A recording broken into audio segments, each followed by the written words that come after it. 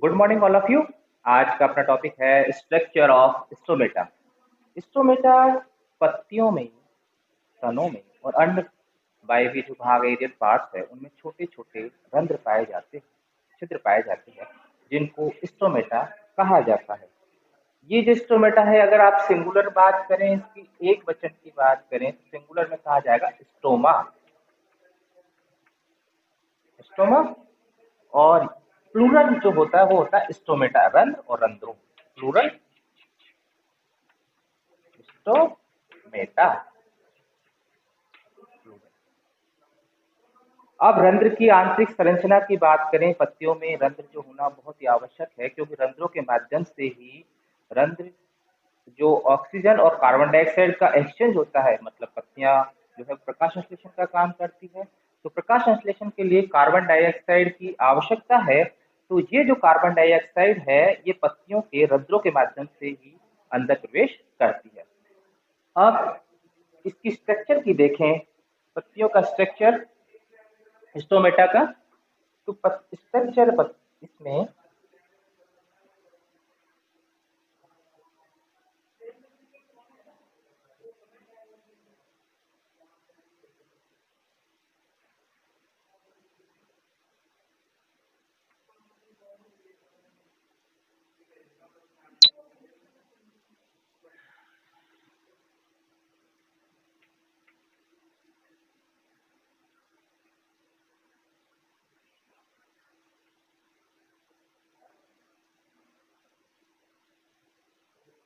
पत्तियों में स्टोमा जो रंध्र है, स्टोमेटा है, इनमें ये स्टोमा रंध्र पाया जाता है अंदर।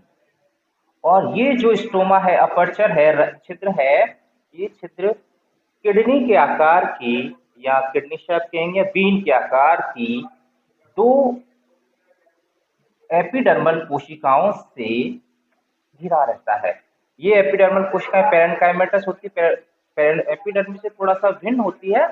और ये जो है वो पेरेन्काइमा कोशिकाएं हैं, मृदुतकी कोशिकाएं हैं, लिविंग सेल्स है। और ये जो है सेलुलोज की बनी हुई होती है। तो इसमें इनको कहा जाता है गार्ड सेल, द्वार कोशिकाएं। द्वार मतलब इसमें ऑक्सीजन और ये रास्ता है ऑक्सीजन का और कार्बन डाइऑक्साइड का एक्सचेंज होने का, जिनको गार्ड सेल्स कहा जाता है। और इसके बाहर की ओर एपिडर्मिस कोशिकाओं से भिन्न अन्य कोशिकाएं इसको घेरे हुए रहती है। इनको कहा जाता है सब्सिडरी या एसेसरी सेल्स।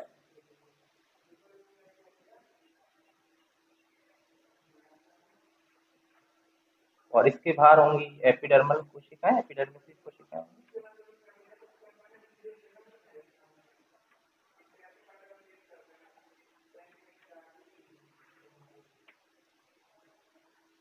अब बात करें हम गार्ड कोशिकाओं की, तो गार्ड कोशिकाओं की सबसे खास बात यह है कि किडनी और बीन शेप है, और साथ में इनकी जो अंदर वाली भित्ति है, ये जो इनर्स वाल्स है, ये अंदर वाली वाल्स है, ये थोड़ा सा थिक होती है।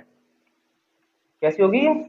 थिक वाल है, थिक वाल होगी, अंदर वाली भित्ति जो होगी वो मोटी होगी, और एंड नॉन इलास्टिक, अप्रत्यास्थ होती है, अप्रत्यास्थ होगी। बाहर वाली जो भित्ति है, ये थिन वाल की होगी, पतली भित्ति होगी इसकी, एंड इलास्टिक होगी। अच्छा, खिंच सकती है, इलास्टिसिटी जैसा इनमें प्रत्यास्थता का गुण है। इसके अंदर इसमें पाया जाता है केंद्रक, केंद्रक पाए जाएंगे, और साथ में पाए जाएंगे बहुत सारे क्लोरोप्लास्ट, क्योंकि इसमें प्रकाश संश्लेषण की क्रिया यहाँ भी होती है। ये क्लोरोप्लास्ट हो गए, ये क्लोरोप्लास्ट, ये है न्यूक्लियस। और सबसे बाहर जो इनमें ये कोशिकाएं हैं, ये है जो कि गार्ड सेल्स को घेरे हुए रहती है। ये भी एपिडर्मल कोशिकाओं थोड़ा सा भिन्न होती है, इनको कहा जाता है सहायक कोशिकाएं, सहायक कोशिकाएं, सब्सिडरी या एसेसरी सेल्स, सब्सिडरी सेल और एसेसरी सेल।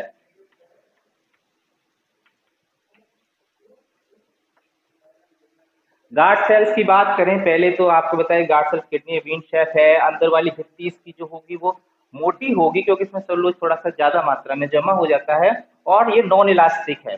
बाहर वाली जो भित्ति है वो पतली होंगी, और इसमें ये इलास्टिसिटी का गुण इसके अंदर पाया जाता है। अगर इसके अंदर कोशिकाओं को देखें तो न्यूक्लियस पाया जाएगा, क्लोरोप्लास्ट पाया जाएगा, और वैक्यूल्स पाए जाते हैं इन कोशिकाओं में। तो ये जो हिस्टोमेटा है ये है खुला हुआ स्टोमेटा है, ओपन स्टोमेटा जिसको कहते हैं, क्योंकि ये जो है रंध्र खुला हुआ है। ओपन स्टोमेटा इसको खुला हुआ रंध्र।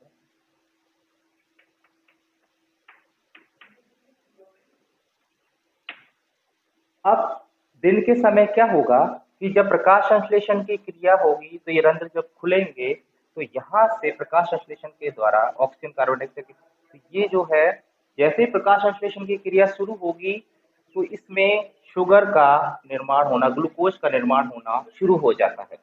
जैसे यहाँ पर ग्लूकोज का निर्माण होना शुरू होता है तो ये जो है इसमें ऑस्मोटिक प्रेशर, जो परासरण दाब है, वो बहुत ज्यादा बढ़ जाता है। जैसे आप देखिए किशमिश जो है, यदि आप उसको पानी में डुबोएंगे तो किशमिश फूलने लगती है। उसी प्रकार से इसका जो परासरण दाब है, शुगर शक्कर का सॉल्यूशन ले लीजिए, ये वो पानी को अपनी ओर खींचता है। इसी प्रकार से इसमें जब शुगर बहुत ज्यादा मात्रा में हो जाएगी तो ये जो है ये पास वाली कोशिकाओं से पानी को एब्जॉर्ब करने लगता है, खींचने लगता है।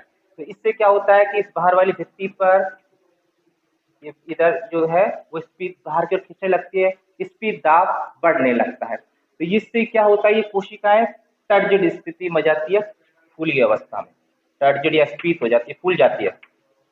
फूलने से इस पर दबाव पड़ता है और ये दोनों रंध्र आपस में जो अंदर वाला ये जो स्थिति है ये खुल जाती है और रंध्र खुल जाते हैं। शाम के समय जब क्या होता है कि ये जो स्थिति है थोड़ा सा उल्टा हो जाएगी।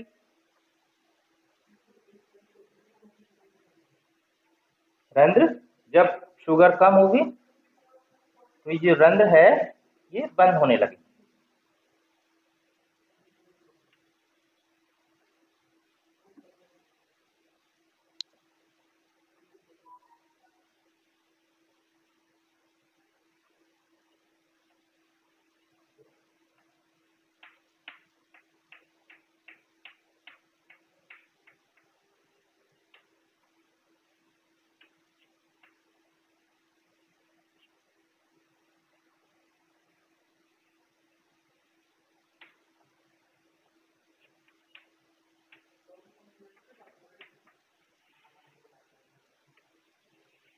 ये सब्सिडरी सेल्स है, ये गार्ड सेल्स है, और ये जो है एपिडर्मिस।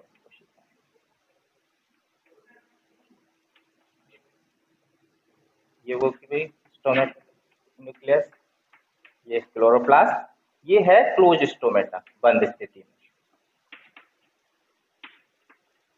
इसको बोलते हैं फ्लैक्सिड अवस्था, शिलक, फ्लैक्सिड स्टेज।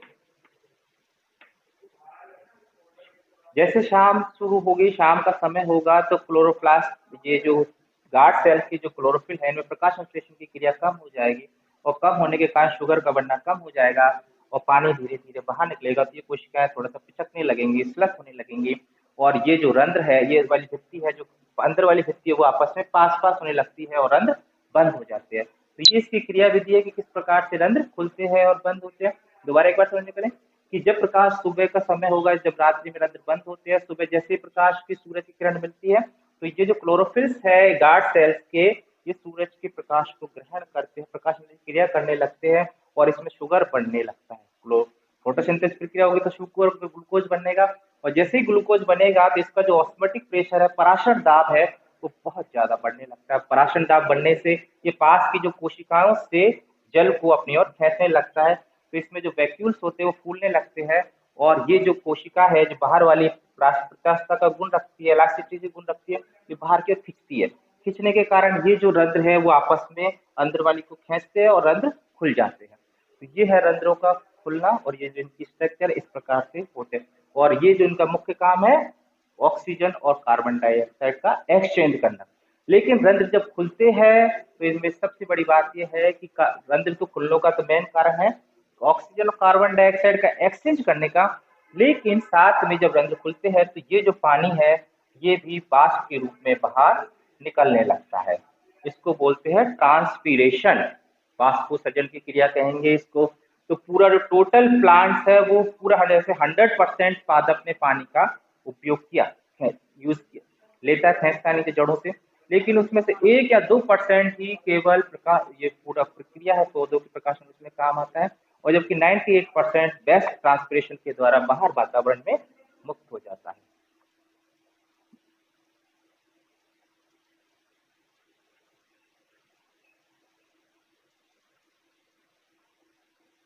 अब बात करते हैं एपिडर्मिस की अपन। तो एपिडर्मिस में देखो ये जो पत्ती का ऊपरी सिरा है, ऐसे एपिडर्मिस होगी, पत्ती के इंटरनल स्ट्रक्चर है, पत्ती की आंतरिक संरचना। तो यहाँ पर ये रंध्र पाए जाते हैं, पत्ती की ऊपरी सतह पर भी हो सकते हैं या निचली सतह पर भी हो सकते हैं।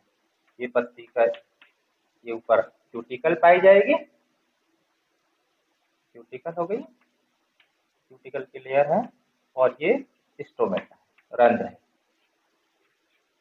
और यहाँ पर ये रंध्र जो है एक थोड़ा सा अंदर एक कैविटी में खुलते, इसको बोलता है सब स्टोमेटल चैम्बर, सब स्टोमेटल चैम्बर कहा जाता है।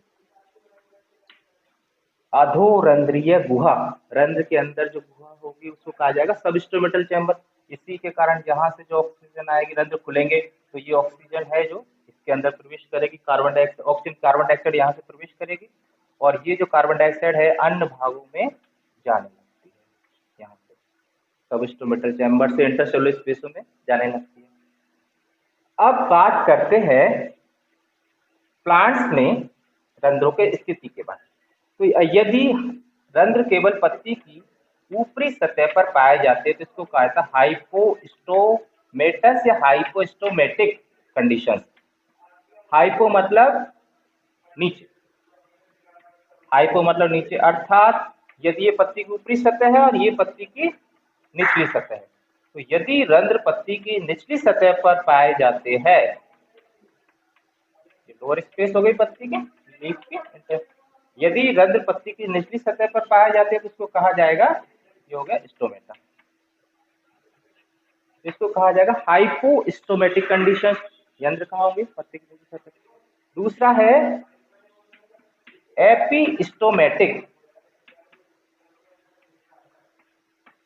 एपी का मतलब है ऊपर, अपर, अपर मतलब वेंट्रल सरफेस की ओर। यदि रंध्र ऊपरी सतह पर पाए जाते हैं तो इसको कहा जाएगा एपिस्टोमेटिक कंडीशंस कहा जाएगा, एपिस्टोमेटस, एपिस्टोमेटस या एपिस्टोमेटिक। तीसरा है एम्फीस्टोमेटिक कंडीशन। एम्फीस्टोमेटिक का मतलब ये है कि रंध्र पत्ती की ऊपरी, ऊपर व नीचे, लोअर सरफेस और वेंट्रल सरफेस,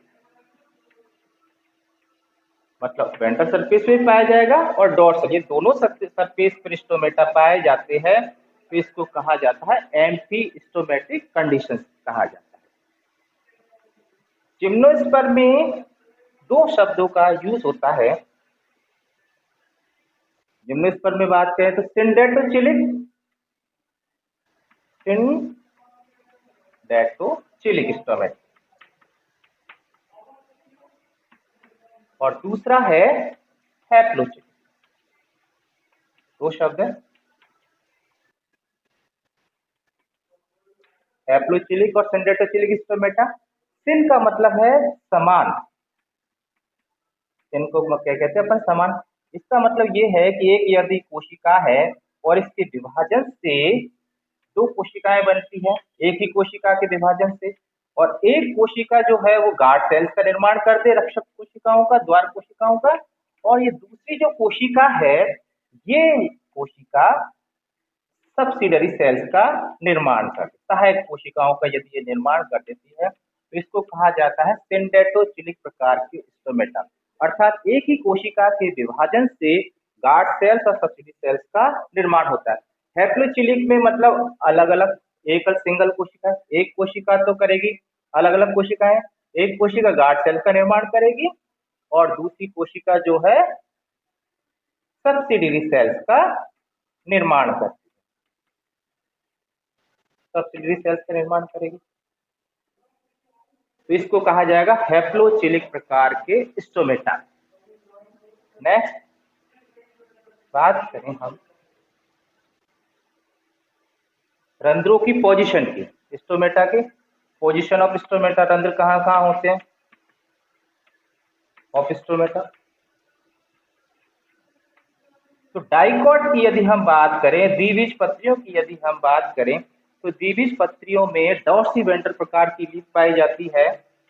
डॉर्सी-वेंट्रल प्रकार की लीफ होगी, और जो स्टोमेटा होंगे वो पत्ती की निचली सतह पर अधिक मात्रा में पाए जाते हैं, लोअर सरफेस पे ज्यादा होंगे। मोनोकोट की बात करें तो मोनोकोट में आइसोबाइलेटरल प्रकार की लीफ पाई जाती है। समद्विपार्श्व, जिस पर दोनों सतह पर बराबर मात्रा में प्रकाश पड़ता है। इस प्रकार से ये लीफ इस प्रकार की होगी, तने की बिल्कुल इस तरह, ये तने के आइसोबाइलेटर। ये जो पत्ती है डॉर्सी-वेंट्रल, ये इस प्रकार समकोण पे लगी होती है, तो इसमें दोनों सतह बराबर मात्रा में प्रकाश पड़ता है। दोनों संरचनाओं में अंतर, डॉर्सल और वेंट्रल संरचनाओं में कोई अंतर नहीं पाया जाता है। दोनों सतह पर बराबर मात्रा में प्रकाश मिलता है, इसलिए दोनों ही सतह पर स्टोमेटा जो है वो अपर और लोअर, ऊपरी सतह पर और निचली सतह पर स्टोमेटा समान होते हैं। बात की जाए हाइड्रोफाइट्स की, जलीय पादपों की, तो हाइड्रोफाइट्स में दो प्रकार के हैं। एक तो है फ्लोटिंग पादप और दूसरे होते हैं सबमर्ज, जैसे पोटेमोजिटोन। फ्लोटिंग पादप वो है जो कि पानी की सतह पर तैरते हुए पाए जाते हैं। तो इन सतहों पर, जैसे ये पादप है, ये पानी की सतह पर तैर रहा है, तो जो स्टोमेटा होंगे वो अपर सरफेस पर पाए जाएंगे। फ्लोटिंग पादपों में जो स्टोमेटा होंगे वो कहाँ होंगे, अपर सरफेस पे, पानी पर्याप्त मात्रा में है। रंध्र ऊपरी सतह पर होंगे, ऊपरी सतह पर होने से प्रकाश संश्लेषण से जो पानी निकलेगा उसमें कोई परेशानी नहीं, पानी पर्याप्त मात्रा में। सबमर्ज कंडीशन में जहां पर प्लांट पानी में डूबा होता है, जलमग्न, जल में डूबे हुए पादपों में या तो स्टोमेटा होंगे ही नहीं, अनुपस्थित होंगे, या वो नॉन फंक्शनल होते हैं। तो सबसे खास बात यह है कि यहाँ बहुत सारे क्वेश्चन पूछा जाता है कि जल निमग्न पादपों में, सबमर्ज प्लांट में स्टोमेटा कैसे होते हैं। तो सबमर्ज पादपों में क्योंकि स्टोमेटा की आवश्यकता ही नहीं है, तो वहां पर नॉन फंक्शनल होंगे या अनुपस्थित होंगे। चौथा सबसे महत्वपूर्ण बात यहाँ यह है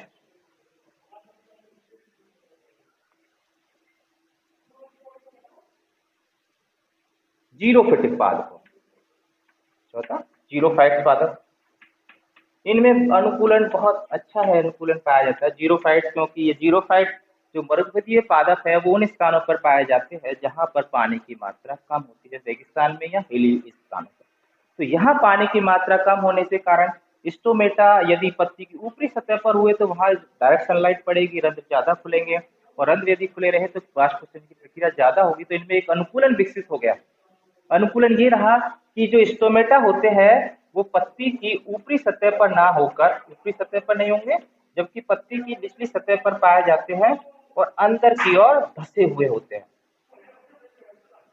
ये अंदर की ओर धसे हुए पाए जाते हैं स्टोमेटा, एपिडर्मिस से अंदर की तरफ। इनको कहा जाता है सकन स्टोमेटा। सकन स्टोमेटा, गठतीय रंध्र,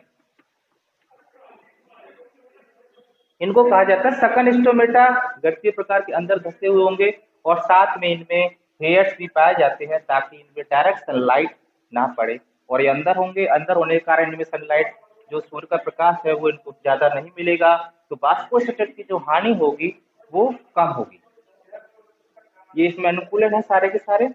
और देखें कुछ और बिंदुओं की बात करें तो पूरे प्लांट्स में पूरा लीफ का 1 से 2%, 1 to 2% जो है वो स्टोमेटा पाए जाते हैं। क्षेत्रफल जो होता है पूरे पत्ती का, उसमें से 1 से 2% का जो क्षेत्रफल है वो स्टोमेटा के द्वारा घिरा हुआ पाया जाता है।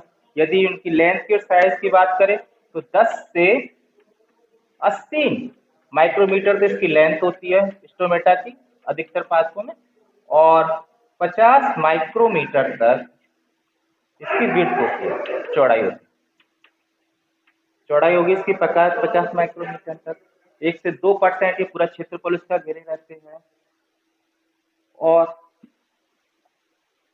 सैकुलेंट्स पादप, मांसलोद्विक पादपों में जो सैकुलेंट्स है, जैसे कि मांसलोद्विद एग्जाम्पल है इसका नागफनी, ओपेंशिया।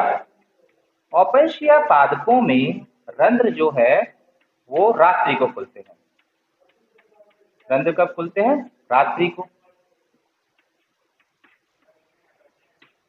तो इस अवस्था को कहा जाता है स्कोटो एक्टिव, स्कोटो एक्टिव अवस्था कहा जाता है। तो ये पढ़ा हमने स्ट्रक्चर, किस प्रकार से रंध्रों की संरचना होती है, किस प्रकार से खुलते हैं और बंद होते हैं, और साथ में इनकी स्थिति किस प्रकार से, रंध्र कहाँ कहाँ पाए जाते हैं, स्थितियां कहाँ कहाँ होते हैं। थैंक